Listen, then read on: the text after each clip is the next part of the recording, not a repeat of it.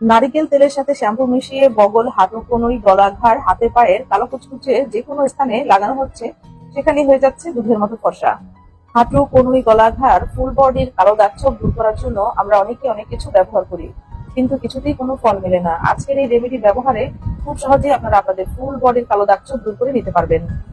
নিয়ে নিয়েছি নারকেল তেল। একটি পরিষ্কার বাটির মধ্যে 1 চামচ পরিমাণ নারকেল তেল নিয়ে নিচ্ছি। নিয়ে নিয়েছি মিনি প্যাক শ্যাম্পু। এখানে আপনারা যে কোনো ব্র্যান্ডের শ্যাম্পু 1 চামচ পরিমাণ দিয়ে দিবেন। দিয়ে দিব 1 চামচ পরিমাণ চিনি। এই পর্যায়ে নিয়ে নিয়েছি পেস্ট। এখানে আপনারা যে কোনো ব্র্যান্ডের পেস্ট 1/2 চামচ পরিমাণ দিয়ে দিবেন। এই পর্যায়ে নিয়ে নিয়েছি বেকিং সোডা। এখানে 1/2 চামচ পরিমাণ বেকিং সোডা দিয়ে দিব। এখানে আমি 1 চামচ পরিমাণ লেবুর রস দিয়ে দিব।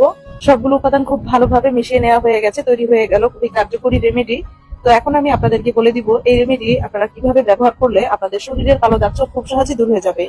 এই রেমেডি আপনারা আপনাদের গলা, ঘাড়, হাতে পায়ে, বগল, হাঁটু, কোণে এবং ফুল বডি হোয়াইটনিং এর জন্য ব্যবহার করবেন।